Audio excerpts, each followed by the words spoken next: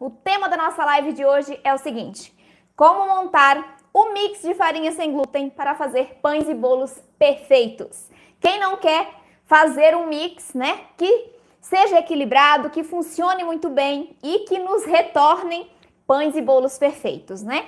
Então, nós vamos tratar sobre ele hoje. Eu vou falar sobre as farinhas, vamos falar sobre combinações, sobre como você pode montar, tá? Só que você precisa observar alguns cuidados ao montar o seu mix de farinhas. Por quê? Porque, né, o próprio nome diz, é um mix, é uma combinação de farinhas. Nós precisamos adicionar mais do que uma farinha só nas nossas receitas sem glúten. E isso se deve ao fato de que a farinha de trigo, ela sozinha agrega diversas características às nossas massas. Então, ela sozinha, ela é capaz de fazer um pão crescer bem, um bolo ficar macio, unido, né, sem esfarelar, crescer bem. E nas nossas farinhas sem glúten, nós precisamos juntar algumas farinhas para obtermos esse tipo de resultado estruturado, macio, que fique unido, não esfarelento. Então, para isso, nós precisamos, primeiramente, conhecer as farinhas, as funções dessas farinhas e as características que elas agregam às nossas massas sem glúten, tá? Então, é a primeira coisa que a gente precisa conhecer. Então, nós vamos precisar agregar às nossas receitas sem glúten farinhas que agreguem estrutura, liga, maciez, sabor, coloração, umidade, que ajudem no volume dessa massa, que ajudem na leveza dessa massa. Então, nós precisamos fazer um mix de maneira que nós obtenhamos todas essas características, que nós consigamos colocar dentro desse mix todas as farinhas necessárias para que a gente obtenha essas características no resultado final dos nossos pães e dos nossos bolos sem glúten, tá? A farinha de trigo, ela é só ela, né?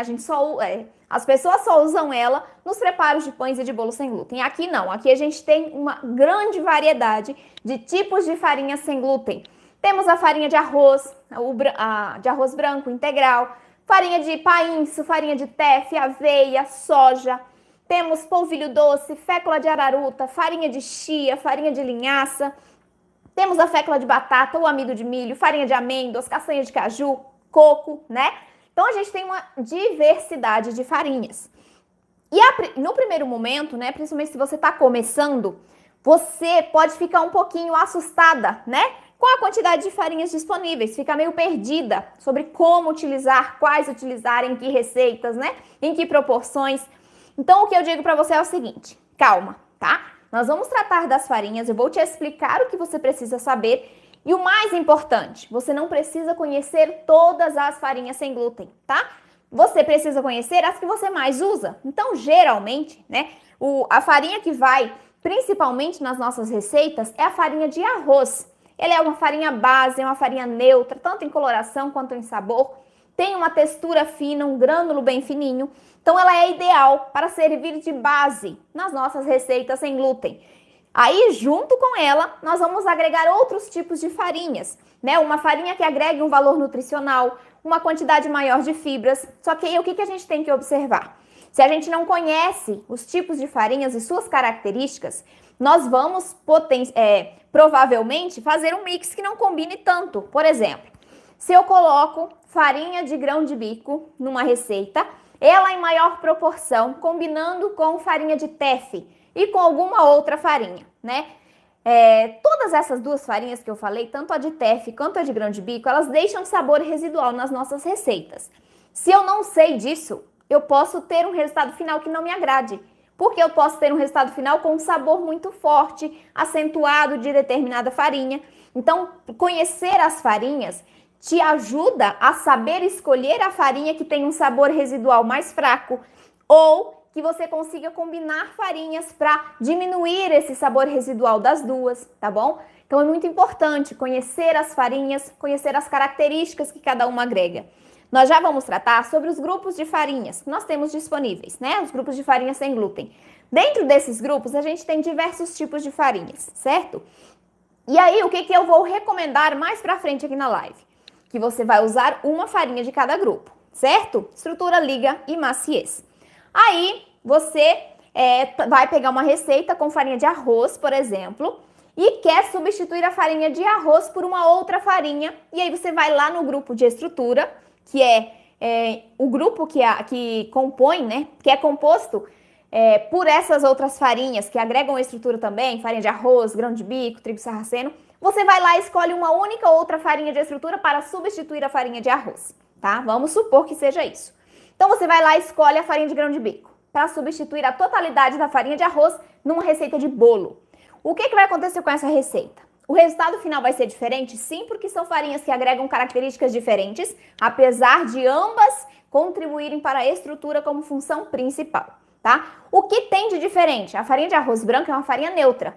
Já a farinha de grão de bico é uma farinha que deixa sabor residual. Então, se eu faço essa troca de uma pela outra na mesma proporção, sem melhorar aqui esse mix, sem combinar outras farinhas, se eu coloco só de grão de bico, eu vou ter um bolo com gosto de grão de bico.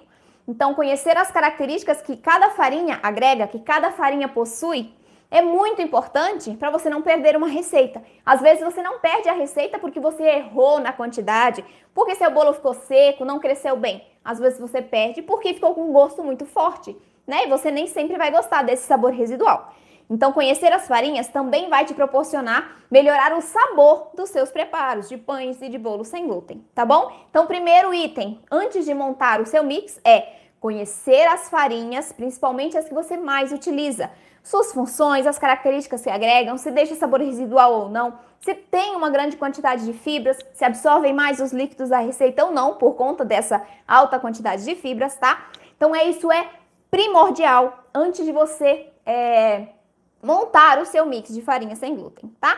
Segunda coisa, você sabe, né? Se você não souber, você vai saber agora, que uma única farinha sem glúten não substitui a farinha de trigo, certo? E que um mix único também não funciona para todas as receitas. O que é isso? Gente, quando eu estou fazendo um mix de farinhas para bolos, um mix de farinhas para pães, eu já tenho mix diferentes, né? Dependendo da receita, eu tenho mix diferentes. E dependendo da receita dentro da classificação de bolos, eu tenho que ter um mix diferente também. Então, um único mix não funciona para todas as receitas. Não ache que quando você pega um mix, você descobriu que vai usar em todas as receitas e vão ficar todas perfeitas. Isso não vai acontecer. Se fosse assim, a gente não precisaria, né, cada dia mudar ali o tipo de farinha, a quantidade, a depender da receita. Se funcionasse assim, a gente não precisaria estar aqui conversando, né? Se um mix único funcionasse para todas as receitas, bastaria eu te passar esse mix que o seu problema estaria resolvido. E não é assim que funciona, porque cada receita tem uma característica diferente. Se eu agrego o mesmo mix para cada tipo de receita, para cada tipo de bolo, por exemplo, eu vou ter sempre o mesmo resultado e as chances de uma ou outra receita não funcionar são altas, porque cada bolo tem sua característica principal. Um bolo pão de ló é diferente de um bolo de chocolate. As massas são diferentes, o resultado é diferente, tá? Então é muito importante você entender isso. Um mix único, assim como uma farinha única, não funciona para todas as receitas. É preciso a gente entender aquela receita que a gente está buscando fazer, qual é o resultado que aquela receita vai me dar. É um pão? É um bolo, né? Porque a proporção de farinhas também varia, a depender se é pão ou se é bolo. É uma massa mais leve, como um pão de ló. É uma massa mais densa, como um bolo de chocolate, né? É um pão modelável, é um pão de forma. Por que eu tô falando tudo isso? Porque os tipos de farinhas, as quantidades de farinhas, elas vão mudar a depender do objetivo da sua receita. Se você quer fazer um bolo pão de ló, você não pode colocar só farinhas ricas em fibras. Por quê? Porque as farinhas ricas em fibras, elas retêm muito os líquidos da massa, certo? Isso você já deve saber. Se eu tenho uma farinha que absorve muitos líquidos da massa, em uma massa que precisa ser delicada, leve, fofinha, né? Como a massa do bolo pão de ló, se eu coloco uma farinha rica em fibras nessa minha massa, o que vai acontecer? Eu vou precisar acrescentar líquidos nessa massa, que é uma coisa que não vai, né? No bolo pão de ló não vai líquido, não vai leite vegetal, não vai leite animal no bolo pão de ló. Vão os ovos batidos com açúcar, né? Nem gordura vai. Então, se eu coloco essa farinha rica em fibra em uma massa de bolo pão de ló, eu vou ter que adicionar um líquido, porque a fibra vai precisar de umidade, senão ela vai ressecar a massa. A partir do momento que eu modifico, ou seja, se eu ponho a farinha rica em fibras e coloco o líquido nessa massa, eu já não tenho mais uma massa pão de ló e essa massa ela vai ficar mais pesada. Então eu vou precisar de fermento, por exemplo, para fazer com que ela cresça. E a massa de bolo pão de ló não leva fermento, ela consiste em uma fermentação mecânica, né? Através da aeração dos ovos com açúcar. Então é importante você entender o objetivo da receita. Outro exemplo, eu estou fazendo um pão de forma, né? O pão de forma, né, como o próprio nome diz, ele vai dentro de uma forma que dá o formato a ele. Então eu tenho a liberdade de colocar dentro de uma massa de pão de forma mais farinhas ricas em fibras, porque eu consigo aumentar o ponto de hidratação dessa massa, já que eu tenho ali, né, uma forma para manter essa massa no formato direitinho, para ela não espalhar. Então, eu posso colocar mais farinhas ricas em fibras. Qual é a característica do pão de forma? É uma massa mais úmida, né? Mais alveolada, cheia de furinhos. É uma massa mais integral, né? Na maioria das vezes a gente consegue fazer isso. Então, eu consigo colocar essas farinhas ricas em fibras e adicionar mais líquidos. Logo, eu vou ter uma massa mais mole, né? Menos consistente, mais cremosa. Comparando com um pão modelável, que eu preciso manter no formato sem uma forma, sem o auxílio de uma forma para manter as laterais em pezinhas, né? Eu preciso de uma massa menos cremosa, eu preciso que a massa seja mais consistente, para eu conseguir modelar primeiramente essa massa, né, esse pãozinho, e segundo, eu conseguir manter no formato, porque quando os gases expandem dentro do forno, a tendência é o pão, né, esparramar se ele não tiver ali na consistência correta.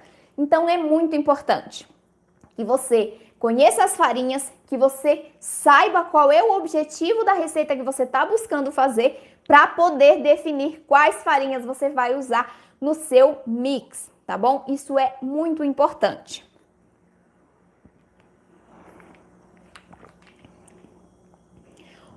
Bom, e a terceira coisa que você precisa saber antes de montar o seu mix é o seguinte: você precisa colocar dentro do seu mix pelo menos 3 tipos de farinhas, pelo menos 3 farinhas. Por quê, gente? Se eu uso a farinha de trigo e ela é suficiente, eu uso não, né? Se a farinha de trigo é suficiente para manter o bolo, o pão ali volumoso, cresça bem, fique macio, úmido, né? Sem esfarelar. Por que aqui, sem glúten, eu tenho que colocar 3 farinhas? Já, conforme eu disse antes, a farinha de trigo, ela tem essa capacidade de ser mágica, né? Ela agrega estrutura, ela agrega liga, umidade, maciez, leveza, ela agrega tudo isso. Aqui nas farinhas sem glúten não funciona assim. Cada farinha agrega uma função principal. Então, eu tenho 3 grupos principais e um grupo, né, secundário ali, que nós vamos tratar sobre ele também.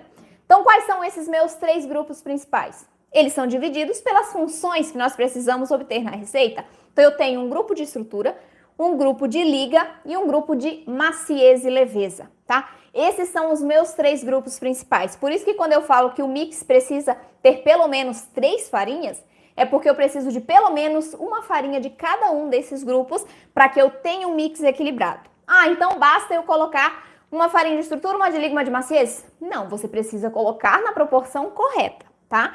Não adianta você ter 3 farinhas se a proporção não estiver correta.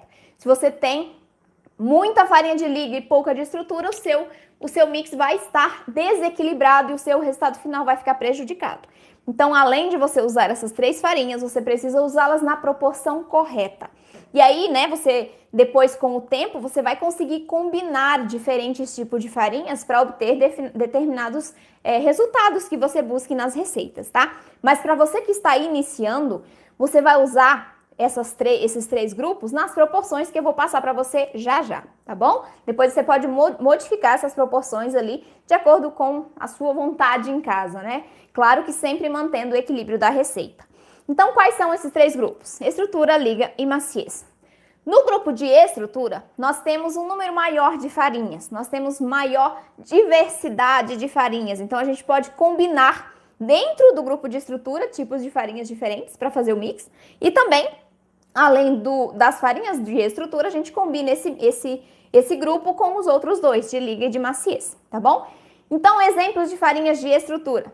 A clássica, que todo mundo conhece, a farinha de estrutura é a farinha de arroz, né? a que vocês a que a gente mais usa, né, nos preparos de pães e de bolo sem glúten. Então a farinha de arroz é uma farinha de estrutura. Ou seja, ela agrega essa característica à massa de maneira primária, é a principal característica dela. Não significa que ela só contribua com a estrutura, tá? Um bom exemplo é a farinha de grão de bico, como eu citei. A farinha de grão de bico, ela tem essa função principal de agregar estrutura às massas, tá? Só que ela não agrega só isso. Ela entra também ajudando na liga, então ela proporciona mais liga às massas. Ela ajuda na maciez. Por quê? Porque ela é rica em proteínas. Então, a farinha de grão de bico, ela tem aproximadamente 16% de proteínas. Isso significa que a cada 100 gramas de farinha de grão de bico, 16 gramas são de proteínas. Então, é um número muito alto, até maior do que o da farinha de trigo. Então, essa quantidade maior de proteínas proporciona um resultado final mais macio, também mais úmido. Então, além de estrutura, ela contribui para a liga, para a umidade, para a maciez. E uma outra coisa que a farinha de grão de bico contribui também, em produtos assados, né, como é o caso dos pães e dos bolos, ela contribui para a coloração. Então, quando eu tenho uma massa com farinha de grão de bico em uma proporção, né, razoável ali, ela vai interferir também na coloração dourada do seu pão e do seu bolo sem glúten, tá? Então, ela ajuda nesse aspecto mais douradinho das preparações. Então, são farinhas que agregam estrutura como função principal, mas que de maneira secundária agregam outras características. Daí a importância de você conhecer essas farinhas, tá? Para você combinar conscientemente essas farinhas de maneira a obter pães e bolos perfeitos sem glúten. Tudo bem? Perdão.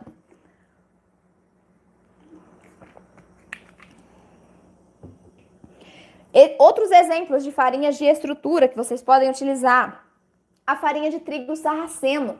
A farinha de trigo sarraceno é uma farinha maravilhosa. Sempre que eu tenho oportunidade, eu exalto essa farinha, porque ela é muito boa mesmo para os nossos preparos. Ela é rica em proteínas, rica em fibras, deixa sabor residual sim, só que se você conhecer a farinha, você vai saber disso e vai reduzir um pouquinho a quantidade, né? Então, a farinha de trigo sarraceno é uma farinha de estrutura que auxilia também na liga, na maciez, na umidade, combinada, né, com outros tipos de farinhas dos outros grupos. Então, é uma farinha que você pode usar em combinação com a farinha de arroz integral, com a farinha de arroz branco. E já vamos tratar das combinações. Mas, por que eu gosto sempre e eu falo que a farinha de arroz branco é a base da receita sem glúten? Porque ela é neutra, tá? Dentro das outras farinhas de estrutura, eu não tenho outra farinha, com exceção da de aveia, que também é um pouco mais neutra, que seja neutra, né? A farinha de grão de bico deixa sabor residual, feijão branco deixa sabor residual, farinha de trigo sarraceno também deixa sabor residual. Então, o ideal é você combinar essas farinhas que deixam sabor residual, mas que contribuem de maneira muito eficiente para a umidade e para a maciez dos pães e dos bolos sem glúten, com a farinha de arroz branco, né? Que é uma farinha mais pobre em nutrientes, só que ela é neutra. Então, ela vai ajudar a estabilizar os sabores, né? A equilibrar os sabores. Por isso é importante você fazer essa combinação e quando for substituir a farinha de arroz, não a substitua por uma única outra farinha de estrutura. O ideal é combinar outras farinhas de estrutura, buscando ali uma outra farinha que tenha um sabor mais neutro, para poder equilibrar os sabores também, porque senão vai interferir muito no resultado final, tanto de pães quanto de bolos, tá bom? E aí nós temos outro grupo de farinhas, que é o grupo de farinhas de liga. É muito importante que a gente utilize uma farinha de liga nas nossas receitas. Por quê? Porque a farinha de estrutura, né, tem exceção, claro, a de aveia ajuda na liga, grão de bico, trigo sarraceno, só que é uma ajuda bem sutil. Não é usando a farinha de grão de bico que você vai ter um bolo que não esfarele, tá? Somente ela. Você precisa combinar. E entra aqui a farinha de liga. Então, como exemplo de farinha de liga, eu tenho a fécula de araruta, tenho a farinha de chia, de linhaça, que são farinhas ricas em ômegas 3 e 6, né? Ricas em gorduras, fibras, proteínas. Então, são farinhas que agregam valor nutricional, têm essa capacidade de formar uma mucilagem, ou seja, uma solução viscosa dentro dos nossos preparos. E isso proporciona maior liga nos nossos ingredientes. Então, quando eu tenho uma farinha de chia, uma farinha de linhaça dentro da minha massa, eu tenho uma formação de uma solução viscosa que vai ajudar a manter os ingredientes unidos após o meu pão, o meu bolo estar assado, tá? A fécula de araruta, ela é bem similar ao polvilho doce, tá? A araruta é uma planta alimentícia não convencional.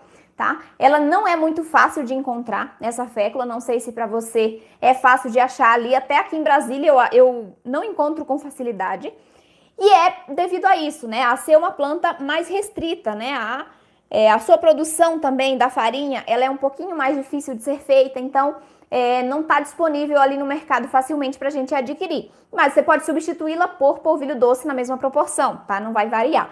A diferença é que o polvilho doce ele é pobre em nutrientes. Já a fécula de araruta não. A fécula de araruta é rica em fibras, rica em nutrientes, vitaminas, minerais. Então, além de ajudar na liga, ela também contribui para o valor nutricional dos seus preparos, tá? Mas se não tiver, vai o polvilho doce mesmo, aí você trabalha com outras farinhas ricas nutricionalmente para melhorar os seus preparos, tá bom?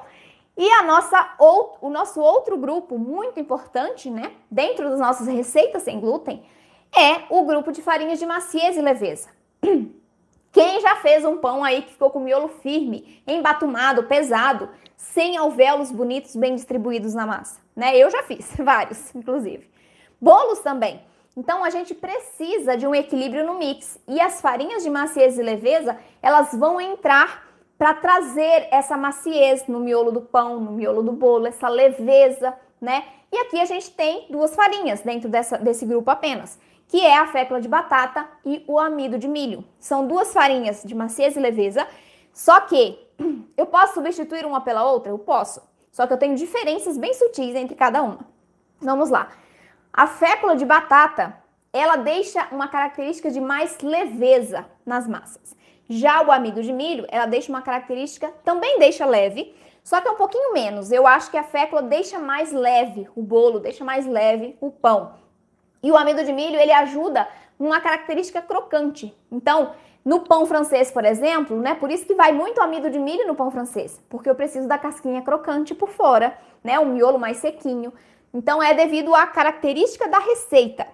E isso vai variar a depender da que você está escolhendo para fazer. E aí, você pode usar a fécula de batata ou usar o amido de milho, que ambos vão contribuir para a maciez e a leveza dos seus preparos, né, de pães e de bolos sem glúten, tá bom? Então, esses são os três principais grupos que precisam compor o seu mix, tá? Nós temos um quarto subgrupo, na verdade, né, que é o subgrupo de farinhas proteicas. Dentro desse grupo, a gente tem as farinhas de castanhas, né, também as oleaginosas, né, amêndoas, nozes, macadâmia, castanha do Pará, castanha de caju. Então, essas são farinhas de oleaginosas, farinhas de castanhas, que agregam maciez, untuosidade, né, através da incorporação de gorduras, porque elas são farinhas ricas em gorduras. Então, a gente tem essa característica de maciez e umidade quando a gente agrega esse tipo de farinha aos nossos preparos. Então, só estão nesse grupo as farinhas ricas em proteínas? Não. Estão nesse grupo as farinhas que são ricas em proteínas e que contribuem para a maciez e a umidade. Dentro do grupo de farinhas de estrutura, nós também temos farinhas ricas em proteínas, como é o caso do grão de bico que eu falei para você, né? A farinha de grão de bico tem 16% aproximadamente de proteínas, então é um elevadíssimo teor de proteínas. Só que por que ela não está nesse grupo de proteicas? Está no grupo de estrutura. Porque a principal função da farinha de grão de bico é dar estrutura e não maciez e umidade, tá bom? Claro que ela vai contribuir de maneira secundária para essas características, mas a função principal é dar estrutura às massas, por isso que ela está no grupo de estrutura e não no grupo de proteicas, tá? Dentro desse grupo também nós temos a farinha de coco, a farinha de girassol, a farinha de amendoim, tá? Que é bem similar às oleaginosas, apesar de não ser ali botanicamente uma oleaginosa, mas a farinha de amendoim contribui com muita gordura para as massas. Então, ela ajuda também na maciez e na umidade dos nossos pães e também dos nossos bolos sem glúten, certo? Bom, esses são os grupos que a gente tem que colocar no nosso mix. As farinhas do grupo proteica, você pode colocar ou não, tá? É opcional, mas os três principais grupos você precisa que eles estejam no seu mix, para que o seu mix esteja equilibrado, né? Que tenha ali todas as três características que a gente precisa em uma receita de pão e em uma receita de bolo sem glúten, certo? Vamos falar sobre combinações e também de proporções de farinhas. Vamos lá. Proporções primeiro, depois a gente fala sobre combinações. As proporções de farinhas do mix para bolos. Vamos começar com o mix para bolos. Quando a gente está trabalhando com o mix para bolos, o bolo ele é mais leve, né? Mais macio, tem uma massa mais delicada, mais úmida, mais cremosa do que a massa de pão, correto? Então a gente precisa colocar ali uma quantidade diferente de farinhas do que a gente colocaria para os pães. Então qual é a proporção do mix para bolos? Anotem aí para quem não conhece ainda, tá? 50% de farinhas de estrutura, 25% de farinhas de liga, 25% de farinha de maciez, tá? Então essa é a proporção básica. Sempre eu vou ter que usar essa proporção? Não. Se você está começando, eu recomendo que você use. Se não, se você já tem experiência, você pode modificar essas proporções, sempre de maneira equilibrada, mas pode, tá? Eu modifico sempre essas proporções, raramente uso 50, 25, 25. Mas isso é depois que você já tem uma certa prática, que você já conhece as suas farinhas, porque se você for modificando essas proporções sem conhecer as farinhas, quando você está iniciando, as chances de erro são bem maiores. Então, para você não perder ingrediente, para você não perder receita, para você não se frustrar, achar que é incapaz de fazer uma receita sem glúten que fique boa, eu recomendo que você não faça essa alteração no mix. Primeiro vá ali com essa proporção básica, tá bom? E para pães, a proporção modifica um pouquinho, justamente porque a massa do pão ela é mais densa, mais pesada, e a gente precisa de mais estrutura para suportar o peso dessa massa quando o pão cresce no forno, né? Então, a gente precisa de uma proporção um pouquinho maior de farinhas de estrutura. Então, aqui, nos pães, o mix, ele é composto por 60% de farinhas de estrutura, 25% de farinhas de liga e 20% de farinhas de maciez e leveza. Perceba aqui, eu tenho uma quantidade maior de farinhas de estrutura, mas eu ainda tenho os 3 grupos, porque eu preciso dessas 3 características na minha massa do pão, tá bom? Tratando de combinações de farinhas. Quando a gente combina farinha sem glúten, a gente tem sempre que ter consciência de que, a depender da minha combinação, eu vou precisar de mais líquidos na minha massa ou eu vou precisar de menos líquidos nessa massa, tá? A depender do meu equilíbrio da receita, eu posso não precisar de um agente de liga, que eu já vou falar para você se você não conhece ainda, daqui a pouquinho sobre isso, ou eu preciso, né?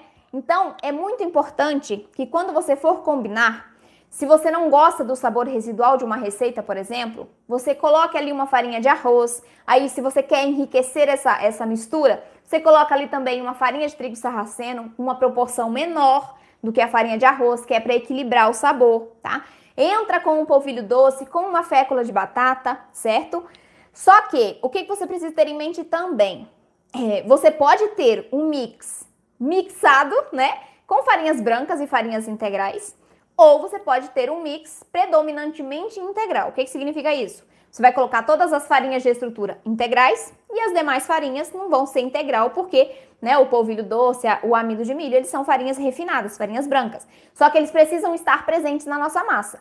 Como eles estão em uma menor proporção, né, a gente consegue melhorar muito o valor nutricional dessa receita colocando outras farinhas de estrutura ricas em fibras, ricas em proteínas, gorduras boas no grupo de farinhas de liga, a gente tem farinha de linhaça, farinha de chia, né, que agregam valor nutricional também, a própria fécula de araruta. Então, a gente consegue fazer um mix integral, né, com esses amidos em pouca proporção. Só que, quando a gente faz um mix integral, a gente tem que ter consciência de que os nossos demais ingredientes da receita, eles vão ter que ser alterados também, principalmente em quantidade de líquidos, né? Porque quando eu tenho mais farinhas integrais, eu preciso de mais líquidos, porque elas têm mais fibras, e as fibras absorvem mais os líquidos da massa. Então, a gente tem que adicionar uma quantidade maior de fibras também. Se eu coloco um mix predominantemente integral, sem uma farinha rica em proteína, é bom eu adicionar também um purê de batata doce, por exemplo, para dar um pouquinho mais de liga e de umidade para a massa. Então, é importante, mais uma vez, você conhecer as farinhas, conhecer as funções e as características que agregam. Porque a partir delas, né, é a partir das farinhas que a gente deriva os demais ingredientes quando a gente está criando uma receita. E quando eu trabalho com o mix integral, o uso de mais quantidades de ingredientes, né, de um maior número de ingredientes que agreguem fibras, que agreguem umidade, que agreguem proteínas à nossa massa é muito importante. Então, sempre Conheça as farinhas para combiná-las corretamente, observando o ponto de hidratação da massa, observando se deixa sabor residual ou não na massa, tá? Para você equilibrar os sabores, observando o tipo de receita que você está fazendo. Se é uma receita mais leve, com a massa mais aeradinha, mais fofinha, você precisa de um mix mais refinado, mais de farinhas brancas. Se é uma massa mais densa, se é uma massa que pode colocar um pouquinho mais de líquido, você pode trabalhar com o mix integral. Então é observação, conhecer as farinhas e observar ali qual é o resultado que você busca com aquela receita, tá? Aqui na descrição dessa live, eu coloquei alguns links para vocês, tá? Eu coloquei 2 links de receitas, que vão ser as receitas que eu vou analisar o mix de farinhas já com vocês. Então é o pão brioche e o bolo de maracujá. E também coloquei os links dos vídeos que eu ensino a fazer 2 mixes, o de pão e o de bolo, tá? Para vocês terem uma base já de um mix pronto, caseiro, para vocês fazerem ali, começarem a testar as suas receitas, tá bom? Bom, última coisa, antes da gente ir para a análise da receita.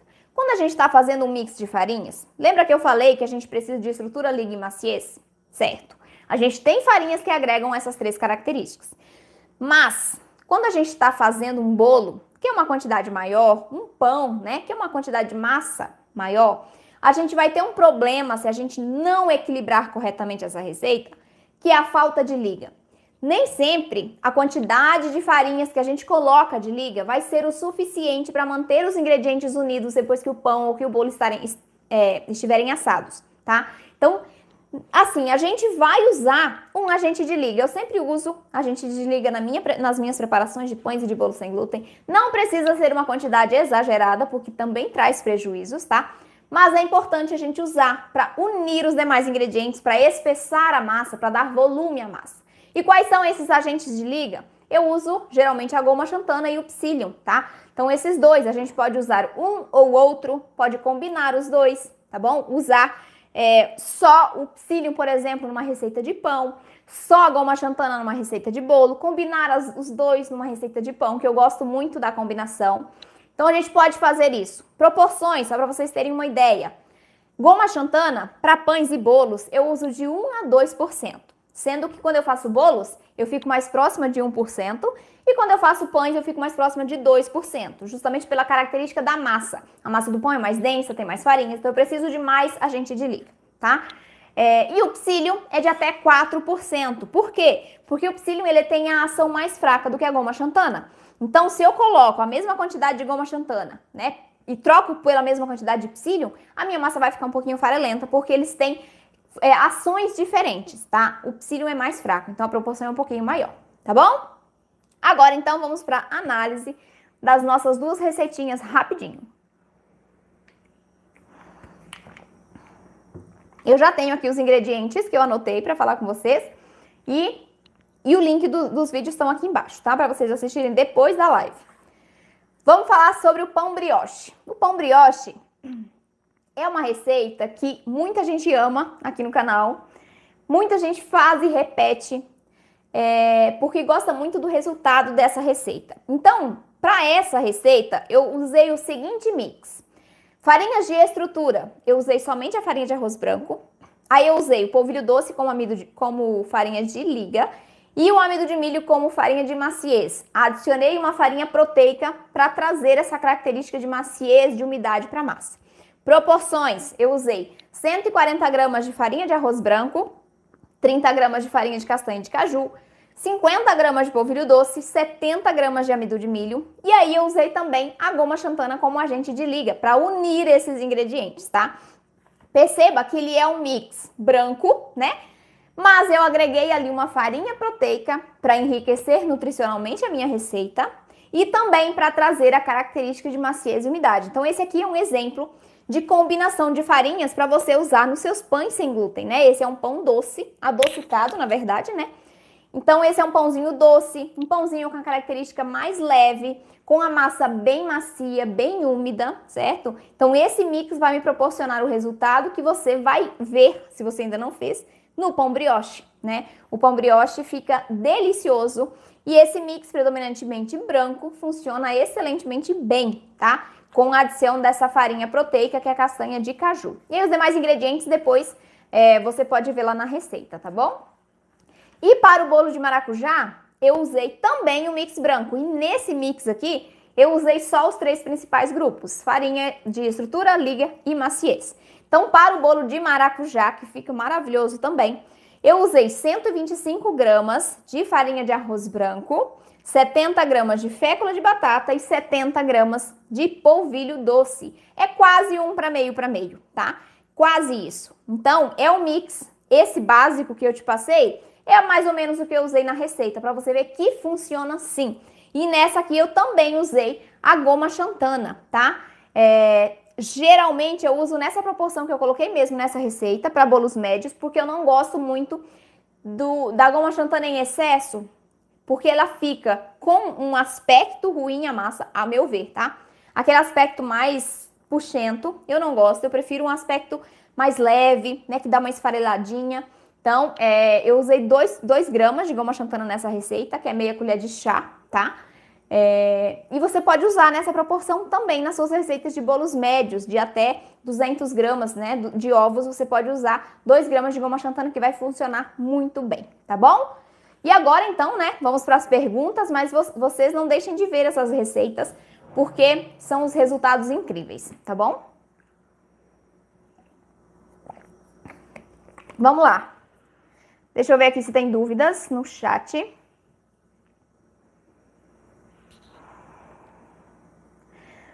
Sônia, Maria, Bela, Geilza, Sinorete, bem-vindas. Márcia Regina, Cristina, Ana Rosa de Santa Maria, bem-vinda.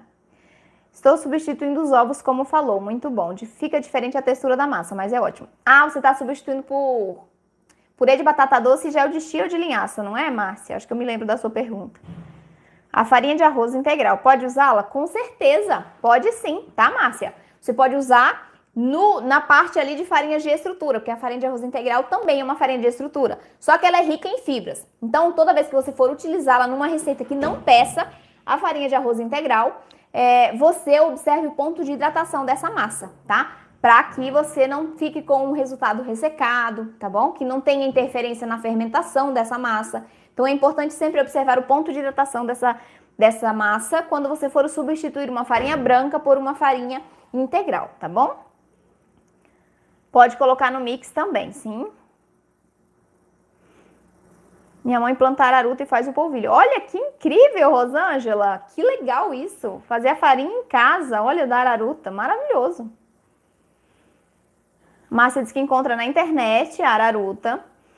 Compra online, isso mesmo. Hoje em dia, né, é muito fácil a gente encontrar as farinhas que são mais difíceis de serem encontradas em regiões pequenas, né, até em cidades maiores, pela internet, né? Essa facilidade da tecnologia nos ajuda demais. É importante sempre você comprar de marcas confiáveis, tá? Se for a granel, comprar de um site que seja certificado gluten free, para que você, se você tiver restrição ao glúten, né, alguma sensibilidade, você não se contamine, tá? É sempre importante observar isso. Porque quando a gente vai ao supermercado, a gente lê o rótulo, né? A gente já conhece a marca. Se não souber, não conhecer a marca, pesquisa, entre em contato. E online você pode fazer também isso, né? Mas é importante sempre cuidar para você não se contaminar. Fiz o bolo de maracujá hoje. Ai, gostou, Márcia? Deu certo a substituição dos ovos? Sou vegana e não uso ovos. Como posso substituir? Silvinha, vamos lá. Para substituir os ovos, ó, a Márcia já até respondeu, ó, com chia e purê de inhame. Funciona super bem, tá? Inclusive eu indico, né, como eu indiquei para Márcia, que use esses 2 ingredientes, né? Não precisa ser necessariamente o purê de inhame e o gel de chia, mas use um purê junto com um gel de linhaça, um gel de chia, porque aí a gente tem uma variação, né, na textura dessa massa através da diferenciação dos ingredientes. Então é importante você usar 2 ingredientes diferentes para substituir os ovos. Outra coisa que você tem que observar é a receita que você vai utilizar para substituir os ovos. É interessante que ela tenha no máximo 3 ovos, porque aí você consegue garantir ali melhor a textura melhor dessa massa. Com receitas acima de 200 gramas ou de 4 ovos, a gente tem uma dificuldade um pouquinho maior para melhorar essa textura, né? A gente tem uma dificuldade um pouquinho maior, então é importante sempre observar. E outra coisa importante é observar qual é a função dos ovos naquela receita específica.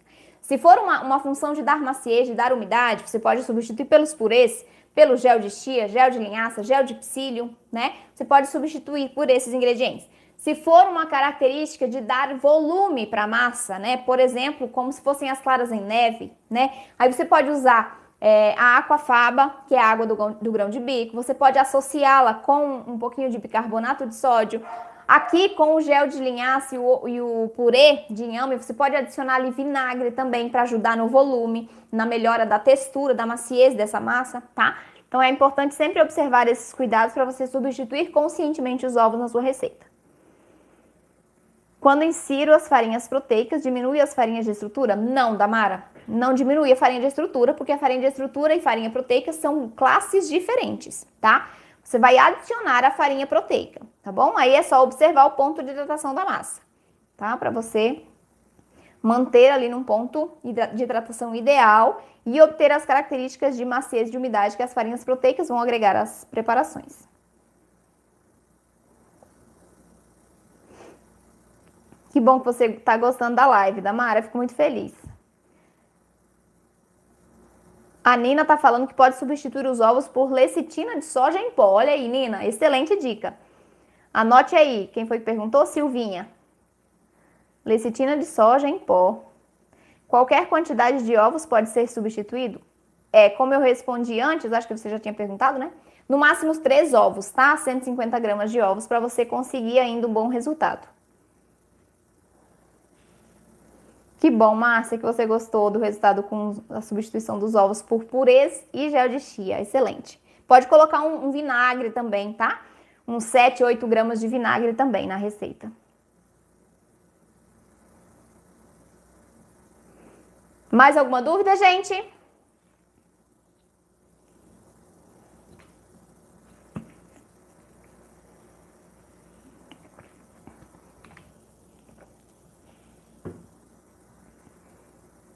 Se tiverem mais alguma pergunta, é só colocar no chat, tá? Que o meu conteúdo de hoje já encerrei.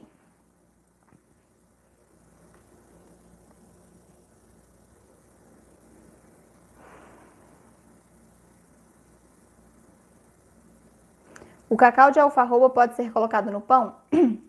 Silvinha, pode sim, tá? Só deixa eu esclarecer uma coisa. O cacau, a alfarroba, né? A farinha de alfarroba, ela é substituta do cacau ou do chocolate, tá? Já recebi algumas perguntas essa semana no YouTube sobre a substituição da farinha de alfarroba por alguma outra farinha. Na verdade, a farinha de alfarroba substitui o cacau e o chocolate, não outra farinha, tá bom? Só observar isso, mas pode usar sim, pode fazer um pão australiano, né? Que vai o cacau, usa no lugar do cacau a alfarroba, vai ficar incrível. Oi, Laura, boa noite, bem-vinda. Caso não tenha vinagre de maçã, fica ruim. Beatriz, você pode usar qualquer ácido, tá? Qualquer tipo de vinagre que você preferir, suco de limão, suco de laranja. A quantidade é muito pequenininha, não interfere no resultado final quanto a sabor, tá? Mas vai ajudar muito na maciez e na umidade desse produto.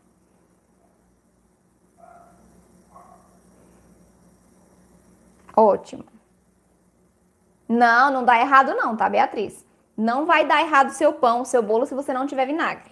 Mas o vinagre contribui para a maciez e para a umidade. Por quê, gente? Deixa eu explicar o que o vinagre faz. O vinagre é um ácido.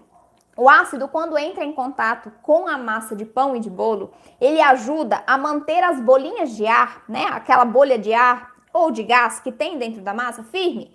Por quê? Se eu não tenho uma firmeza nessa minha estrutura da bolinha, quando o meu gás infla dentro do forno, ou seja, ele expande com o calor, eu vou ter o rompimento dessa bolinha. E isso vai interferir nos alvéolos. Se eu tenho rompimento, eu não tenho muitos furinhos no meu pão e no meu bolo. E aí entra o vinagre. O vinagre entra para auxiliar na manutenção dessas bolhas de ar. Então, ele ajuda a deixar essas bolhas mais firmes. Então, ele mantém a bolha de ar, mesmo com a expansão dos gases, ela não se rompe. Assim, eu tenho um bolo que cresce mais, que fica mais volumoso e fica mais cheio de alvéolo, mais macio e fofinho, tá? Então, é para isso que serve o ácido. Pode usar o fermentado de kombucha sim, tá? Que é ácido também, tá, Silvia? Pode usar sim. Inclusive, tem uma aluna minha que ela usava a kombucha nos pães, no lugar do líquido, da água, né? Ela colocava a kombucha e funcionava perfeitamente bem. Funciona, né? Porque ela ainda usa. Estou estudando as farinhas porque ganhei mentoria individual online com você. Ah, é, Laura. Semana que vem nossa mentoria, hein? Maravilhoso. Essas mentorias são incríveis. Semana que vem tem várias. Que bom que você está gostando, Laura. É muita coisa mesmo, mas já já você vai estar tirando de letra, porque é muito na prática, né? Tudo que tem na teoria, se a gente aplica, a gente absorve muito mais, né? A gente entende muito mais. Eu até falo, né, que a gente tem que aprender um pouco e aplicar um pouco, né? Testar um pouco. Porque o que a gente aprende na teoria, quando a gente vai para a prática, né? A gente fixa mais isso na nossa cabeça. Então, é muito bom a gente aprender um pouquinho, testar um pouquinho, porque a gente vai fixando muito mais o conteúdo, né? É muito mais fácil de a gente aprender. Vou usar minhas kombuchas no pão. Pode usar, Silvinha. Eu tenho que amornar? Silvinha, é o seguinte. Essa questão de esquentar ou não o líquido depende do fermento que você está usando e um pouquinho da temperatura na sua região. Vamos lá. Se você está usando o fermento biológico seco instantâneo, que é o que eu uso, você não precisa amornar o seu líquido. Por quê?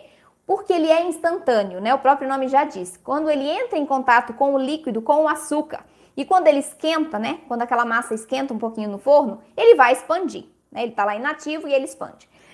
O uso de um líquido morno é para você quebrar a dormência do fermento biológico seco, tá? E do fresco também, porque o fresco a gente precisa diluir antes de adicionar a massa, né? Aos demais ingredientes. Então, essa parte de amornar, você vai usar para o fermento fresco, né? Biológico fresco ou biológico seco, tá? O biológico seco instantâneo não tem necessidade de você usar o líquido morno, a menos que na sua região seja muito frio. Então, se estiver fazendo menos de 23 graus, né? 24 graus, menos que isso, o seu pão vai demorar mais para crescer. Então, o uso de um ingrediente líquido morno vai aumentar a velocidade de crescimento, de fermentação, e seu pão fermenta mais rápido do que se estivesse ali em temperatura ambiente por conta da temperatura, né, da sua região. Tirando isso, o líquido pode ser em temperatura ambiente mesmo, tá? E o limão pode ser usado como ácido? Sim, Márcia. Pode usar o limão, pode usar o suco da laranja, tá? É uma quantidade pequenininha, então não vai deixar o sabor residual. O importante é que seja um ácido, tá bom? Pode usar sim. Eu uso ácido, até brinco nas lives que eu uso em tudo. Vinagre eu coloco em tudo praticamente, porque ajuda muito na maciez, na umidade, né? Eu digo assim, em todos os pães, em todos os bolos, né? Eu sempre uso ácido. Eu uso até 10 gramas num bolo e como ele é tão pequenininha a quantidade, não dá sabor residual, nada, então é bem tranquilo de usar. E ajuda muito na maciez, na umidade. Gente, beijo no coração, muito obrigada pela companhia, pelo tempo de vocês.